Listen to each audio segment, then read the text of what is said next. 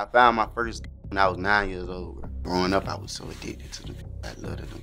If you up that attitude and bust his ass, that's his soul in that. Like, it's death in this motherfucker. All I gotta do is up this motherfucker. Your ass just you disappeared. I like how them look for real. I'm in love with them. Bro just confessed his love for guns. The YNW Melly murder trial resumes on Tuesday if the judge doesn't grant a mistrial. Today I did some digging and found a deposition back from 2021 of Detective Moretti, who is the lead detective on the case. So this is the guy that hunted down all this information and did everything. So I'm going to read through this deposition and see if there's any new details that the public isn't really talking about. So here's the deposition of Detective Mark Moretti back in 2021. I'm led to believe that you are the lead detective in this case. Is that correct? Yes, sir. And what does that mean by lead detective? Answer: you get the full brunt of the torture from the defense attorneys. That's actually a pretty funny response from the detective, I would be honest. So I'd like you to tell me what information you gathered to show that this felony was committed for pecuniary gain. Basically monetary gain, you know. Well, you know, please tell me your definition of pecuniary gain is. It means he committed this crime to make money or what have you. Through a search warrant through Facebook as well through Janet Williams' testimony, Sack Chaser's mom, there was money that was being brought to, it was going to be awarded to Anthony Williams, aka Sack Chaser. Mr. Williams was supposed to get $200,000. That was in text messages. Also, I believe in Facebook messaging as well as the mother's testimony. And that money, like, apparently was never obtained by Mr. Williams. Do you know who was going to allegedly pay that $200,000 to Mr. Williams? Well, I believe it was going to come through the record label. How it's paid out, I don't know. So Juvie's dad saying it wasn't going to be a record deal is contradicting what the detective found, that it was through a record label, or he's just guessing. I mean, just reasonably speaking, if Mr. Williams was supposed to get $200,000 and he didn't, so I guess that would be $200,000 gained to Mr. Demons. How? Well, it's money he didn't have to pay out, then that's money he gained. Raven Liberty, I believe this is the female attorney that everyone thinks that Melly is having sex with. Not even joking. Everyone just thinks something's going on between the two. How do you know he was to pay it out? I don't know. You're just assuming that. Yes, sir. Okay, any other evidence than the $200,000? Not to my knowledge, sir. Okay. The next aggravator is that the crime was especially heinous, atrocious, and cruel. What evidence do you have of that? Well, we allege that Mr. Demons, through his assistance of Mr. Henry, you know, killed two of his closest friends cold-blooded, you know, shot them in the head. So, I mean, just to kill close childhood friends is extremely heinous and cold-blooded, okay? Do you have any evidence to indicate that? No. I mean, other than the manner in which the murder transpired, no, sir. No other evidence. Okay. The next aggravator was that the crime was committed in cold, calculated, and premeditated manner. What evidence do you have for that? Well, the premeditated manner is the method to where they drove onto US 27 and Pembroke Road. It's an isolated area. All the evidence indicated they made it there with quite ease, in and out very quickly. There was no hesitation in the route. It appeared by what we saw with the video evidence. They knew where they were going and they were returning. When you say it appears the location was found with great ease, do you know the exact location where these gentlemen were shot and killed? Yes, sir. Where is that? It's on Pembroke Road. It would be on the south side of Pembroke Road, just east of US 27. Do you know if they were shot before they arrived at the location? They were not. Definitely not shot before they arrived. How do you know that? Based on the evidence at the scene. You're relying upon some experts, I assume. Is that correct? Yes, sir. The other aggravator is that the felony was committed by a criminal gang member. What evidence do you have that Melly and Cortland are members of a gang? By their own admissions. Just by their own, you know, under the Florida state statute identifies what a gang member is. I don't remember the statute offhand, but, you know, Mr. Demons, he, you know, used hand signals, had to identify, you know, blood gang membership. He mentions in his own writings his affiliation with the blood unit, blood gang. You're talking about the music or no? Text messages? Yes, text messages. There's also text messages where between him and another individual, I can't remember the name, that he pledges allegiance or alliance to the United Blood Nation. Just in text messages written, he has identified himself as a gang member. When did you obtain Melly's phone? What purports to be his phone? That would be, I believe, when we met with Mr. Haddad and Jameson Francois, Melly's manager, 100K Track. That would have been February 28th, 2019. Who did you actually obtain the phone from? Melly's manager. You can tell about the actions within the phone that is being used by Melly. So next week, if there isn't a mistrial and all the phone evidence comes up, it's going to get real interesting. It's going to be very persuasive for a jury to see all the phone tracking data and everything. Also, I found a big fact here. 9 out of the 12 jury are women. I don't know what that means. He was laying in a bed. He was not handcuffed or anything like that. He was just a victim. Did he ever mention that Melly was in the vehicle when the incident occurred? No, sir. At the time during the initial contact with Henry, did you advise him that he did not have to answer any of your questions? No, because he was just a victim/witness. He wasn't a suspect. There was no reason to even assume he was a suspect at this point. And to summarize that, it was that he was driving home and another vehicle pulled up and started to shoot at them. Yes, sir. Then the detective Toyota drove him to where they thought the location was. He wasn't from the area, so he gave them the benefit of the doubt. We went back there and searched the area and still couldn't find it. Henry basically was discharged from the hospital. I left. I seen him leaving with Jamie King, who is Jamie King, the mother of Melly. She says that the only thing that she knew was that her son was involved in a drive-by shooting and she can't get a hold of him, which we later determined to be a lie because apparently when she was talking to us, she knew exactly where he was at. He was at Frederick Given's house, but for whatever reason, she decided to give us a different version. Fredo Bang's house. Was Henry asked if he had any gang affiliations during the initial interview with him at the hospital, correct? Yes, sir. And he denied having any gang relationship, correct. Did you have any suspects? We had nothing at that point. Do you recall during an investigation of ever telling a witness that you don't believe them and you could be charged with a crime and end up doing life in prison? I'm sure I have, yes. Okay, do you recall which witness? Jameson Francois, Melly's manager, because later on it came out that, you know, it appeared he had little more involvement than what we initially knew. This man threatened Melly's manager? Holy shit. Is that standard practice to threaten a witness to tell them you don't believe them, you're lying? Is that part of your normal police procedure? It depends. It depends on the situation. We're trying to elicit a response. Another about asked about Mr. Withers, which was one of the guys that was in the red car that was next to the Jeep when they were leaving the studio. They say, did Mr. Withers change his story? Because apparently at first he was saying he didn't tell them anything about Melly being there. So now they're confronting him when they find out Melly was there. His story did change. He said that at the point we had the video from the recording studio and it showed who got in that vehicle, who was sitting where, and it showed them departing. So he presented them with this new information, and that's when he changed his story. Going down 595 to 75, they had to pull over because Melly, you know, had to urinate, go to the bathroom. And that's what he pulled over for whatever reason. I think there was a fight in his vehicle, so there was a fight in the black Jeep, so he got in the red Mitsubishi with the guys and they went back to his house. And that was the statement of the night, yes sir. So this guy is saying there was a fight in the Jeep, Melly had to pee, got out and got in that car with them.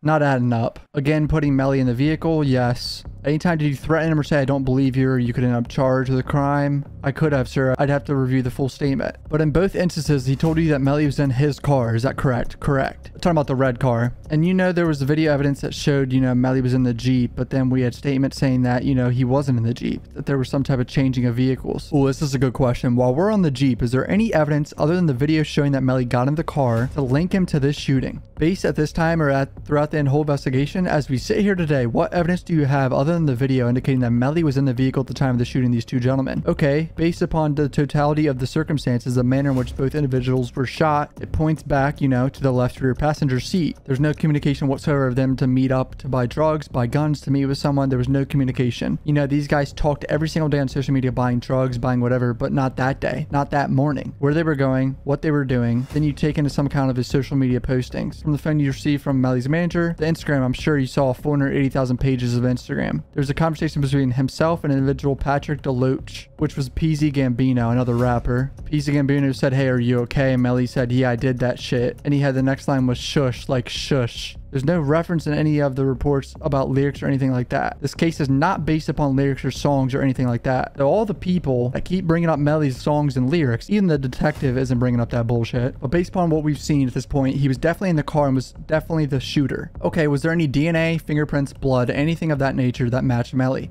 Well, no, sir. Okay, was there any weapons recovered that indicated that Melly touched or possessed a weapon that caused the death of either one of them? We were unable to recover any weapon. We knew that the weapons were discarded or thrown out of the vehicle later that day, sometime around noon on the 26th, before going up to Vero Beach. Weapons were recovered from a wooded area not too far from the crime scene. One weapon, I'm sorry. But we were never able to recover any weapons, and the fact that Melly was unable to be located or unable to be interviewed the day of the shooting, we don't know what his clothes look like. We don't know if there was blood, the fact that he, you know, hid the whole time. What efforts did you actually make to locate Melly? We asked the mother if she was able to get a hold of him. She said she hasn't been able to talk to him. She didn't know where he was at. And he told me that you believe that she lied to you.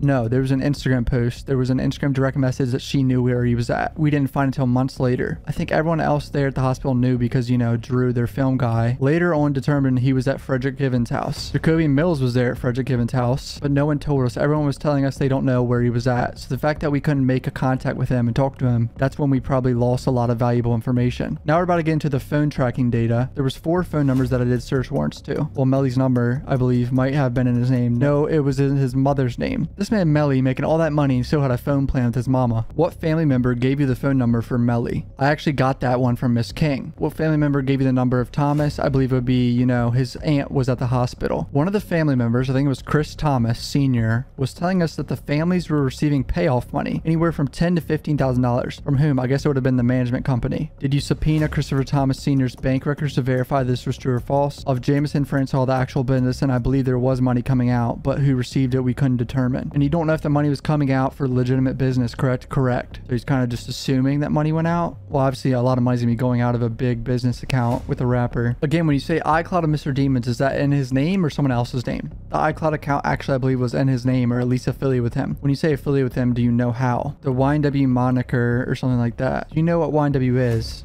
I believe now it's going, they're referring it to as Young New World. Back then, when we interviewed him, it was Young N-Word World. We were looking at a trailer park over at Holiday Park as one of the towers that Chris Thomas hit off of. It's just a tower. It didn't give us the exact location. We looked for video cameras, but we still didn't know where the exact crime scene was. Where was this trailer park at? A couple miles away. No, I think less than that. He's talking about their phones hitting. We knew it was on Pembroke Road, but we really didn't have a precise location. And, you know, basically walked out the area and the K9 was able to find the crime scene. A dog found it, which was marked by 8 shell casings and shards of glass. We saw the pictures of that. How many times were these individuals shot according to information? It was just multiple times. Okay. You indicate that you found a weapon somewhere in the lake, correct? No, we never found a weapon, sir. No weapons. No weapons ever recovered. So this is where Felicia, who just, you know, was a witness the other day and basically made the prosecution look terrible because she was not a cooperating witness at all. It made them look very bad. But do you recall threatening her in any way? No, sir. When I say threaten, did you ever tell her that if people aren't telling the truth, you go to jail? I mean, she was never suspect or anything like that, so there's no need to even mention that to her. There was private messaging between Demons and Miss Hamilton.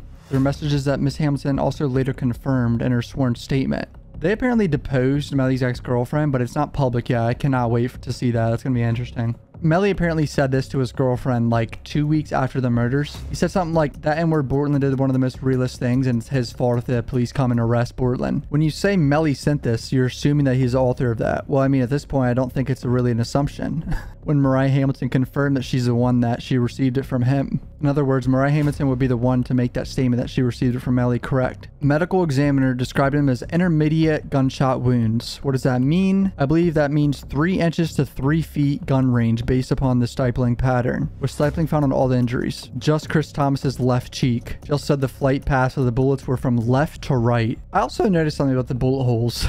The right side, where they say Melly allegedly staged the drive-by, got out and shot the car. I mean, it's like a perfect circle of bullets, like right here all the way around. It's literally a circle of bullets. Honestly, does seem like it could be manufactured. Oh, this is interesting. Who is Nakaya Bagley? That is Sack Chaser's aunt. What's her statement? She gave us a sworn statement that, you know, that Withers was lying to us, according to her. Withers had lied to us. Withers told her that, you know, Melly wasn't in his vehicle, that there were guns that they retrieved from a different location. Guns were thrown in the woods, later retrieved, you know, basically that was her statement. There are so many family members that are wrapped up in this, like so many aunts and moms. If this truly was Melly's plan to do this, this is the most sloppy murder of all time, right? Like there's no way it was a planned thing in my opinion, like for days on end at least. If Melly really did this, it had to have had a big fight in the car, everyone had guns on them, and shit went down. Like it was out of nowhere within a few minutes. He's talking about Melly and Sack Chaser talking about the $200,000. What evidence do you have that show that they are the authors of those messages? Yeah, the defense is going to really pick this apart and say, how can you prove that these people were saying these messages on the Facebook and the Snapchat accounts? Ping indicated that Mr. Demon's phone was in the area at the time of the incident. It was later that day, right about the time before they went up to Vera Beach for a video shoot. We went out there that day because we assumed the gun may have been thrown in the canal. Who gave you that information? We had no information on that. It was just an assumption. Did you find anything in the canal? No. I searched an area where we believe the guns were thrown in the woods, and what area was that? It's based upon the testimony of Jacoby Mills, placing, you know, Mr. Demon's there, and then later on other individual cell phones that were there as well. I assume Mr. Mills tells you that a weapon was thrown in that area? Yes, sir. So you got to that area, and you find the weapon that Mr. Mills is referring to? No. Because according to Mr. Mills' testimony, several hours after the murder, he was there with Jameson Francois. He ran to an area where it was pointed, and the guns were thrown. He's the one that actually recovered a handgun that actually had blood on it. He brought it back in the car. 100K track took the gun. It was never found again. That's a bold statement. The detective is saying Melly's manager took a bloody gun, made that bitch disappear. February 15th is when Melly voluntarily surrenders, correct? Yes. I remember when this first happened, when Melly turned himself in, that everyone was like, oh, he's guilty because he turned himself in. Not everyone wants to go on the fucking run like TK did. He's talking about Mr. Withers again, the guy that apparently lied to them about Melly being there in the first place. The guy was in the red car. His aunt, well, I don't know if it was aunt, Miss Bagley, she recorded talking to him. She spoke with him as well, and you know, she even told us that he had lied to us. Bro's own aunt snitched. As soon as I walk up to him, I turn the recorder on. Why are there instances in which you indicate that you did not turn on the recorder? You kind of do a pre-interview before speaking to a witness. You told us that with Miss Holmes' daughter. Yes, when you do that, why do you do that? Why do you start off with it being unrecorded? I think we only did that one time, and I had already spoke with her on the phone, and then I go into the interview. So you recognize that there is a risk of you tainting your investigation by conducting it in that fashion. I don't like the word tainting because I don't think it's tainting the investigation. Would it be fair to say that when you came across evidence that does not tend to jive with your theory, that you don't follow up or verifying its veracity as thoroughly as you would if it does dovetail with your theory? Would that be fair? Could you give me a specific example? For example, you told us earlier believing that there was monetary motive. Do you remember saying that? Yes. And that you believe is because the money that was supposed to come from Mr. Williams wasn't paid to him. Did you verify that it wasn't paid to him? Are you aware of whether contractual obligations of that nature inured to the benefit of the survivor or not? Based on the testimony of Miss Williams, no money was ever received. Okay, were you able to verify that? How? Just speaking to her. Okay, so you left it at that. You didn't follow up in any other way to try and verify whether or not, in fact, that occurred. Did you just decide to rely on her representation? The best that we could see, we didn't see any type of money being paid out or anything like that. And you were saying that you would assume that the money would have come from whatever would otherwise have gone to Mr. Demons. And you verified that how? Well, I tried to issue a subpoena to 300 management in New York, but they refused to honor our subpoena. You know damn sure a record label is going to avoid this at all costs. Based upon the testimony of Jacoby Mills, it was the second crime scene. That's where the guns were thrown into the wooded area. You previously testified that YNW was a rap moniker, correct? Yes. How many artists are underneath that? I couldn't even begin to tell you. And that's the only thing that YNW is, a rap group, correct? Correct. I think they're trying to clarify that YNW is not a gang. Defense counsel also didn't ask you about the DNA that was found on Mr. Henry's t-shirt, correct? Was there any DNA found on Mr. Henry's shirt? Both of the victims' DNA was on Mr. Henry's shirt. And Mr. Henry was wearing that shirt when he was leaving the recorded studio? Yes. And when he arrived at the hospital, had he changed? Yes. He was wearing a black hoodie now instead of a shirt. That's also strange to me. Why would he put a hoodie on over this blood-covered shirt? Trying to hide it? Like, there's no way you're going to be able to hide that. And Melly's phone, apparently his mom's contact name was Brazy Lady. Did he call her Ma in the text messages you reviewed? Yes. With regards to conversations, was there an argument or disagreement between Anthony Williams and Jamie King, Melly's mom? Yes. What do you know about this? My understanding was that Anthony Williams did not get along with Miss King. He threw her out of the house they were all living at. And so I guess there was tension there. And this is one where she indicates that while they may have guns, she has bigger guns. Yes. So that adds to that theory that, you know, there was tension between Zach Chaser and Melly's mom. And there's that whole video of her. I'll put it on the screen right now. He's about this life. But I'm saying, like, who the fuck you ever robbed? Who the fuck you ever shot at? If you don't sit your ass down and don't ever come for me, like, what the fuck you got that I ain't got? Oh, you threatened me with your little gun? I got big guns. I've always questioned that theory because why would Melly and Sack Chaser be hanging out so much if there was that much tension between Sack Chaser and his mom? Like, it makes no sense to me. Why would they still be hanging out if there was like real tension like that? Did you view the video where Mr. Demons makes a statement about no regrets for the shit I did, and he pantomimed putting a gun to somebody's head and indicates that 2 people were shot in the head? Yes, and it ends with never say when. Somebody did say, yeah, there was 2 videos. One was that one. None of those lyrics, there's nothing in my arrest report or anything that actually makes reference to his lyrics. So a few interesting details that I didn't know about. Apparently they're saying that Melly's manager got rid of a bloody gun a few hours after the murders, but obviously they can't prove that because he isn't charged with anything now 5 years later. And then talking about that video that I want to see about Melly apparently pointing a gun at his head or something, that sounds ridiculous. If there isn't a mistrial, I'll keep covering this. If you're new to my channel, subscribe from my Twitter and Instagram. Love you boys.